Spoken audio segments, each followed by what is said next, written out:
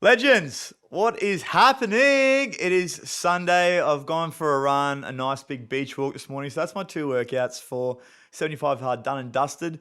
And today I have a nice little special episode for you all, which is actually a request from someone that has been watching the podcast. So, like I said, guys, if you do have any requests for me to speak about anything at all, give my opinion, give my perspective, whatever it might be. And if it's not something that I'm educated in, even better because I'll go back and do the homework and be able to bring you guys something that I'm learning as well, which will be beneficial for both of us. But drop a comment, send me a message, do anything at all. Like I said, send me a smoke signal, carry a pigeon or whatever, and get the message out to me that you'd like me to cover something specific. Because I do have a nice big long list of chunky and juicy content I want to give out to you guys. But if there's something that you'd like me to cover specifically, I'll prioritize that first to try and give you that value as soon as possible. So shout out to Justin for shooting this one into me. Appreciate it, brother. And we're going to be speaking about, I guess, boxing and what it looks like when it comes to doing weight cuts and that sort of stuff. Now, just to start with, before we go any further, I want to pre-frame this by saying that I'm not a professional boxer by any means. I've had a few fights. One I had to do a weight cut for. So we're going to speak about that one in particular. Now, I had an 8 week fight camp for this, and to give you a bit of context, I came back from Europe after a 6 week bender last year, and I was in a world of hurt. And previously that year, I had my first fight, which was a corporate fight through Corporate Fighter. But I continued boxing at the gym that I had been training at during this time, which was Wicked Bods and Surface. And then for anyone on the Gold Coast that wants a boxing gym to check out, definitely check that one out. Shout out to Mark Matthew and the team there because of the culture they've created. It literally feels like a second family and a second home. Couldn't recommend it any more highly. Little shameless plug there for you guys. But so I had my first fight, and this was a corporate, so there was no weight cut or anything like that. At the time, I was doing 75 hard, so I was training through it normally with the gym. I was going to boxing, I was doing all that sort of stuff, and got in the ring after the 8 week fight camp. And for anyone that's been in the ring their first time, everything you've been working on goes out the window. Well, for most people anyway, that adrenaline kicks in, and boom, everything goes out the window. So for anyone that's worried about their first fight and worried about how it's going to go, especially if you have 16-ounce gloves and headgear, don't worry too much. Yeah, it's going to hurt, shit, yeah, but as long as you got the lungs for it, that's the main thing, and that's the inkling I've got from a lot of people and a lot of coaches saying that as long as you've got the lungs for it, those first couple of fights, that's all that really counts and all that really matters. They call them smokers heats or smokers tournaments because it's just whoever's got the most lungs can go through, right? Can push through. So, anyways, that was the first fight. Went to Europe for 6 weeks and ripped right in. I'm not going to even hold back and try and tell you that it wasn't absolute debauchery the entire time because it was. And this is once again, I'm just putting this out there, but I am never going to sit here and tell you that I'm never going to drink or take drugs again. That's not something that I'm going to put my name to because I know for a fact that if I go on holidays and there's an opportunity for me to go to a festival or something, I might partake for sure. But in day to day life and in every weekend thing, that's not who I am anymore. So if you're someone that looks up to me as someone that's never going to do that sort of stuff again, I'm just putting this out there to say that that is the choice that I'm making is to not do it 99% of the time. But the other 1% of the time, I will be drinking. And I'm not saying I'm not going to, yeah? I'm just putting that out there.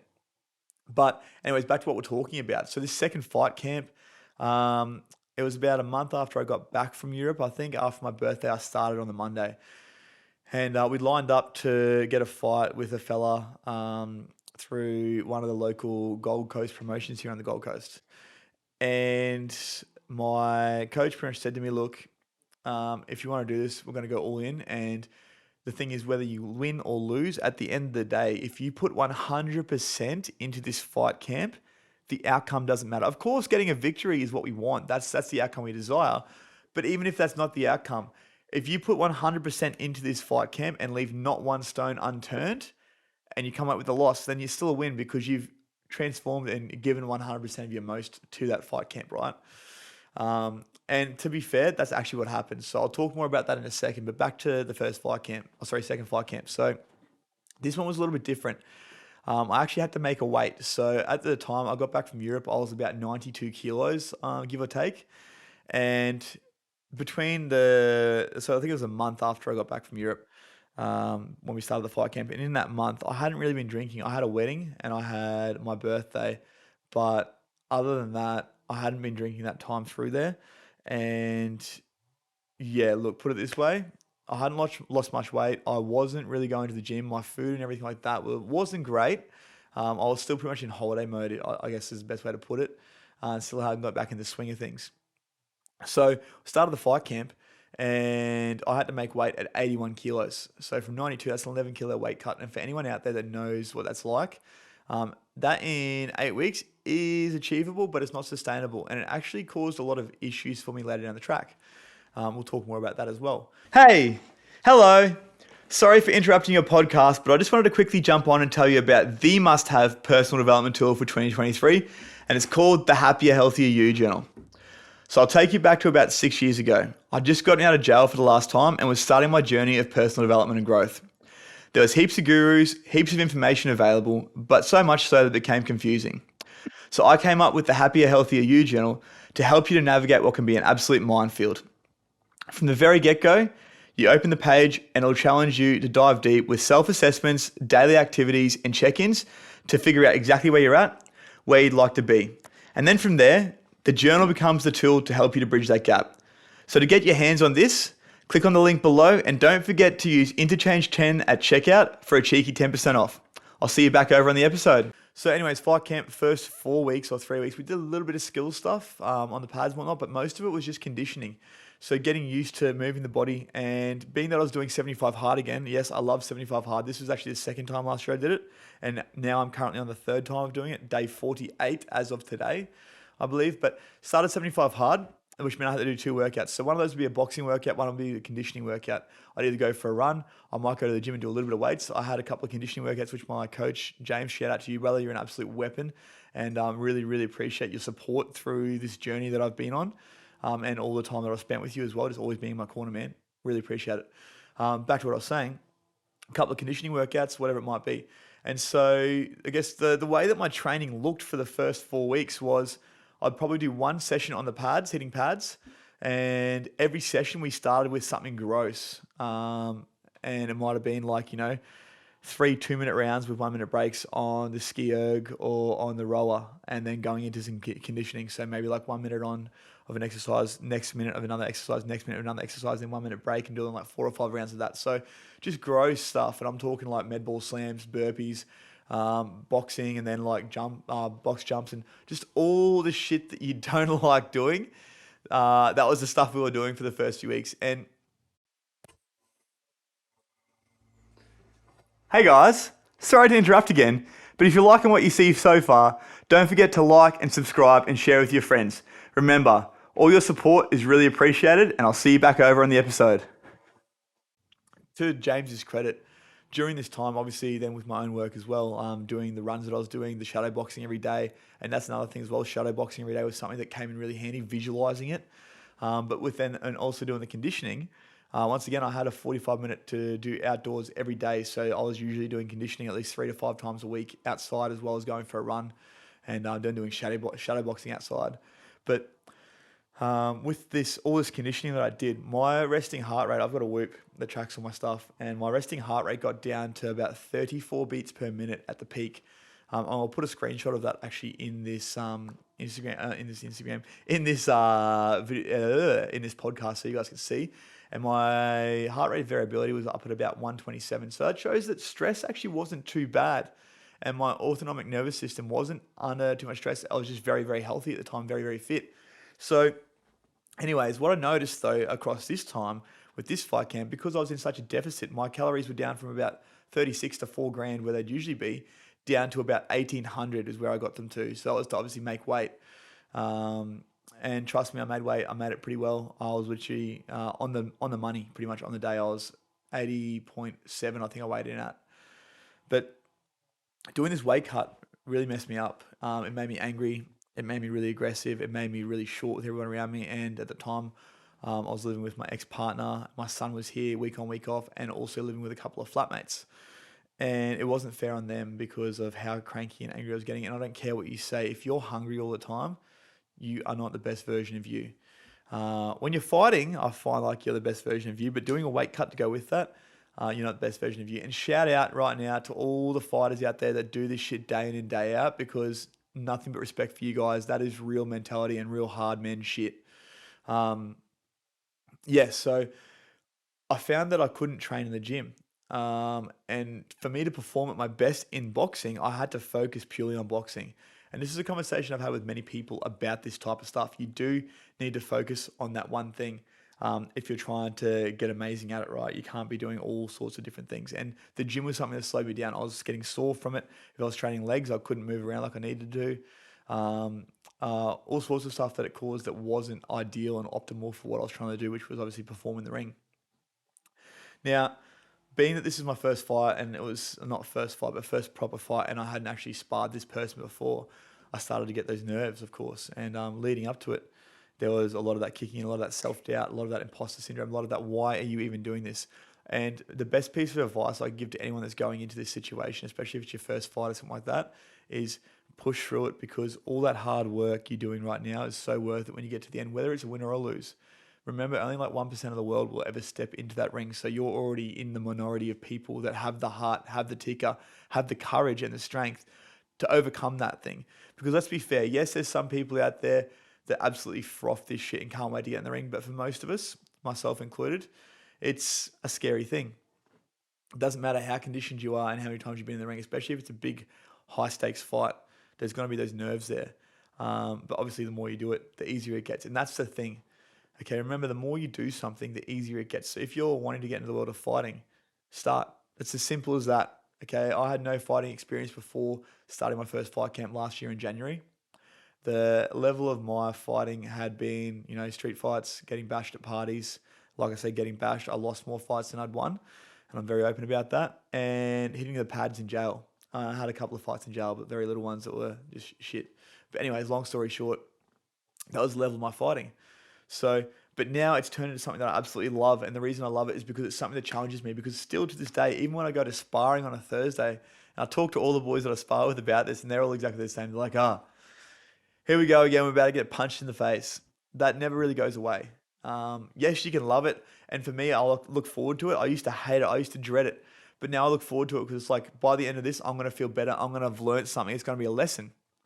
But the thing is, it does get easier. It's just one of those things you have to continually do. Put yourself in that deep water and learn to swim real quick. But with this fight that I was coming up for, yeah, I stopped going to the gym. My food was just day in, day out, same thing. My level of sweetness was having a bit of watermelon in my salad. And I was looking forward to my protein shakes. That's because I just had no other sugar or anything. So made weight, but what that actually did to my body was not great. So my stress levels, and this is the thing, because I did it so quickly, I think, and also let's give you some more context. So I ran 2 marathons last year. I had one fight earlier in the year, a couple of half marathons, a 6-week bender in Europe. And during this time, I didn't really train properly for any of those events, apart from the last boxing fight. Now, for anyone that knows how the hormones and the androgen system works in the body doesn't like to produce hormones correctly if you're under stress and under load all the time. And I was very stressed. My body was shattered. So after this last fight camp, my testosterone stopped producing. I lost my main sex hormone, my male sex hormone, I should say, which meant that my drive, especially my sex drive, my ambitions and all that sort of stuff all went out the window. So all I'm trying to say here is make sure you do things the right way. Take your time to do it. There's no rush. There's always tomorrow. There's always next week. Yes, but also don't use that as an excuse to not pull the trigger on your goals. So now I'm back to health. I'm good where I need to be. It's taken some time, taken a process. And no, I haven't used TRT either. For anyone asking, I've done it all naturally. If you want some more advice around that, then hit me up. I'm happy to have a chat to you about how I did it and what worked for me. I'm not saying this is going to work for you, but I can talk to you about what has worked for me and some things that you can start to try. But the amount of stress from this last fight was crazy. My nose is still caved in from sparring, not from the actual fight. So we'll talk about the fight in a second, but from sparring, my nose is caved in, so I can only breathe through one nostril. It's a lot on the body. So this is the thing I want to ask you guys is, and a bit of advice for anyone out there is, this is the thing. What are you trying to achieve from this fight? What is it that you want to get? Is it to prove to yourself that you're capable of it? And if it is, pull the trigger on that and 100% go all in. Are you trying to prove something to someone else? And if that's the case, have a real think about it, because this is a lot, okay? It's going to consume your life if you do it properly. And it literally did for me. My life, especially for the last 2 or 3 weeks of fight camp, were just boxing. I lived and breathed it every day. That's all I was doing. I lost the 11 kilos. I got down to like, I think 8% body fat or 7% body fat, and I looked ridiculous, but my moods and everything were all over the shop. And it wasn't fair because I was taking these moods out on my partner at the time, my ex-partner now, my son, the people around me. But I was living and breathing this boxing thing. And there's, once again, shout out to the fighters that do it because I know it's not easy. But the training side of things, it literally does consume you, especially if you want to perform at your best in the ring. It's something that you need to be aware of, is that it will take over everything else. So if you think you can find the balance between gym and boxing, it needs to be one or the other if you're looking to have a proper amateur fight. That's my opinion. Once again, if there's anyone else out there that wants to debate that, I'm happy to hear your opinion on that as well, and I'm happy to take that into that perspective into consideration as well. But this is just my experience of this. The food side of things, look, I got used to it. I'm pretty simple with food. I didn't really struggle because I knew what the goal was. And that's another thing with the boxing, okay? Think about what the goal is for this.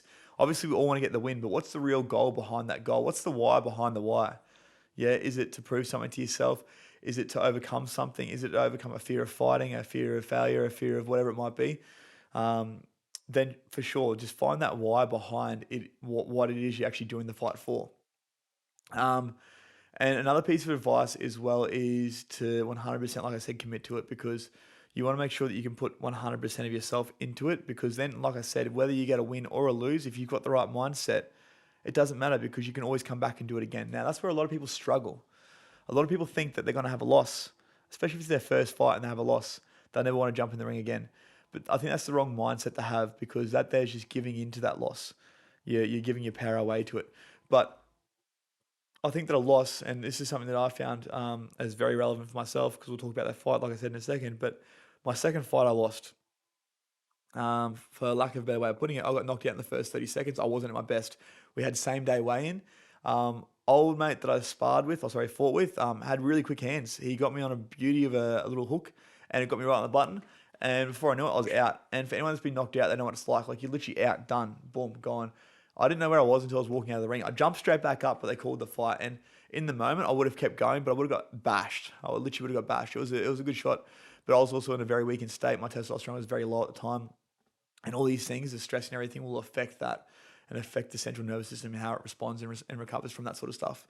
So I walked away with the loss, but because I know that I put 100% into that fight camp, I could not have done anything else. And this is my intention behind the actual fight itself, was to experience what a fighter goes through, to really see what it's like. Because the corporate fight, yeah, sure, it was great, it was cool, but I didn't have to do a weight cut, didn't have to have the stress of training every day, didn't have to have any of that stuff, I guess, the weight on my shoulders. So the reason and the actual purpose behind me having that fight was, number one, to show myself that I could do it in a not so safe environment. Because I think corporate fights, when you've been sparring with the people and you know who you're sort of fighting, is one thing, but then to jump in there with someone that you've never met before, you've never sparred before, it's like, it's a completely different kettle of fish. It adds that extra bit of edge and that extra bit of,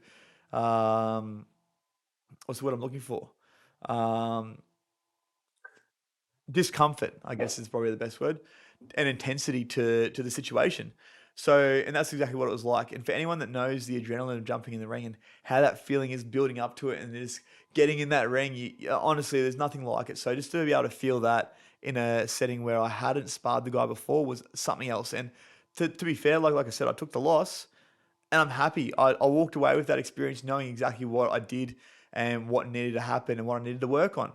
It was literally just a fact of me dropping my hand, and I got copped it on the chin. And like I said, well placed by Jared, who I fought. But it's just one of those things. And I've had this discussion with a few people now. They're like, man, I don't know if I could jump in there, take a loss, and jump back in. But it's just like anything, right? If you fall off a bike, what do? Do you just give it up and put it away, or you keep trying? If you're a child walking around, trying to walk, sorry, I should say, do you fall over, hit your butt, hit your head, and then stop trying to walk and then just become a baby that crawls everywhere? No, you don't. You stand up on your own 2 feet and you keep trying until it works out. So this is the same with boxing. Yeah, if you take a loss, it doesn't mean that's it. You're a loser. Okay, you've got more balls than most people in this entire world. More balls than most people in the entire effing world. That there is making you a winner straight away, because you're in the minority of people that have the courage and have the guts to do that shit. But what you can do from that experience is look at, okay, where did I mess up? What was it that I let go? What was the thing that fell short? Was it my training? Was it my eating? Was it the preparation? Was it the coach? Was it me? What can I take away from this situation and what can I learn from it? And this is the thing. If you can take that into every situation that you go into, you're never going to have a failure. You're never going to have a loss. You're only going to have a lesson at worst. And at best, you get the win, even better. Now, on the back end of that, so I got knocked out the night before, and the next day was a thing called Mega Run, which is a massive run festival that Meg and Will, who started Mega Run, have started to do every year. And for anyone that's been to one of these, it's an absolute vibe. But I was driving up there and I had a real bee in my bonnet. I'm like, I need to get a victory. Now, take into consideration, I was 11 kilos lighter than usual. I've been running a lot. I was very fit. My resting heart rate was 34 beats per minute. So I was in the best prime peak performance state for cardio that I'd ever been in, like ever. And I was feeling mean, right? I had this fight that was over in 30 seconds. And I was like, man, I need to get some sort of win here. So I went up to Brisbane for Mega Run. And I went up there with the mentality of, okay, I want to get a sub 45 10-minute run. And prior to this, my PB was like a 48-minute, 48.5 or something like that, 48:30. So I got there. Anyways, the energy was unreal. The people there, everyone was there. I chucked a couple of Red Bulls back. I don't even ever do that. And the track was down through Kangaroo Point and over the Goodwill Bridge and around the point and back around to where near Fallon's Brewery is. So all around that sort of area, if you know Brisbane at all. So anyways, we're there on the start line. I'm getting ready and I'm like, I'm going to get to the front of this pack. I need to be in the front. I need to have people at my heels the entire time to push me through. It's going to hurt. It's going to feel amazing though when I get that sub 45. Put my phone in my pouch, have like a little running pouch, put the headphones in, tuned out to the world. It was just me and my demons, okay? And obviously whoever was talking or singing in the song at the time. So we're off. And I start to notice that I'm in front of a lot of people that I usually would be biting the heels of. And I even had one of these guys come up to me and go, man, you were moving. I couldn't catch you as much as I tried. I could not catch you. And this is something that I'm nowhere near this guy usually, right? So I'm off. And I'm feeling good. The body's moving well. Everything's feeling great. I'm like, hey, I might be a chance of this PB here. How good's that? And in my head, I was like, yeah, 45, but I'd be happy with a sub 50 because prior to this, I hadn't been running 10Ks. I'd just been doing little small ones and had only been like using the Sunday run that I usually do, which is a 10K as like a recovery run. So cruising along, I started to notice I'm catching up to other people and passing other people. And man, I had a proper bee under my bonnet. I was moving. So we get to the turnaround point and I'm still just pumping along. I am in the flow. I am just feeling good. Everything's going well. I'm not having any aches, any pains, nothing at all. Mind you, the night before I had been knocked out. So I was very surprised at this, as I'm sure you guys that are hearing this are as well. Now I get to the turnaround point, turn around, I'm busting back. And once again, these guys are at my heels, but I'm just out in front. I just keep moving. And obviously there's a lot of people that are well in front of me here, but that's cool. I'm fine with that. These are guys that are, like running 3.5, 4 minute Ks, and I'm like, okay, that's not where I'm at yet. Not just yet anyways. So I'm moving along and I'm feeling really good.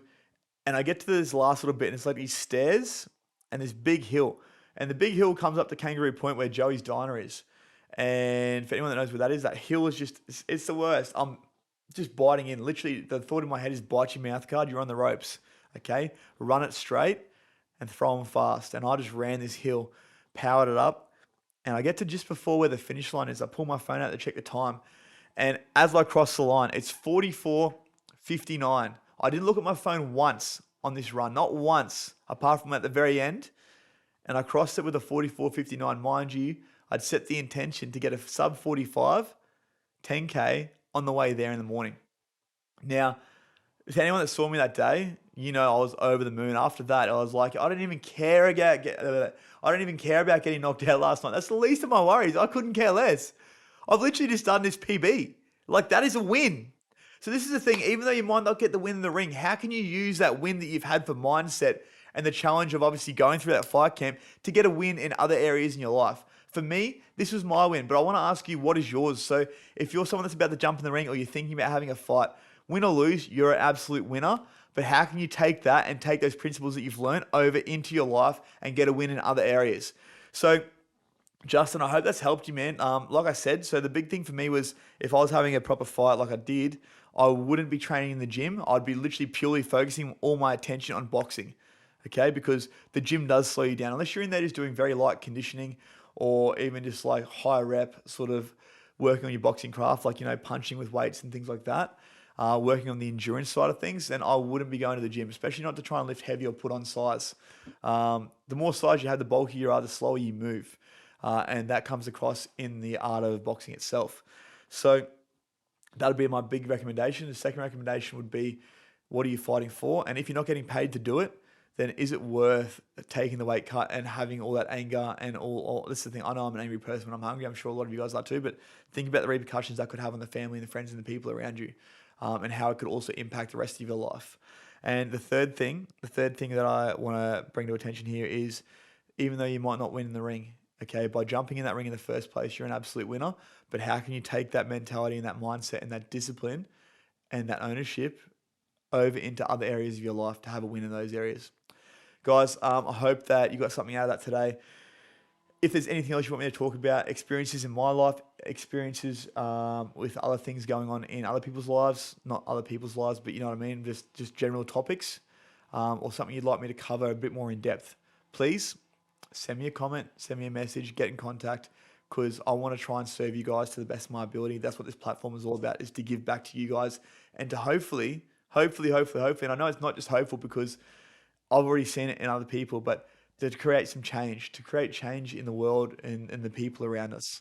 And that is my dream when it comes to the Interchange podcast, because change comes from within us, but by leading by example, we're going to help to inspire change in others. Thanks, guys.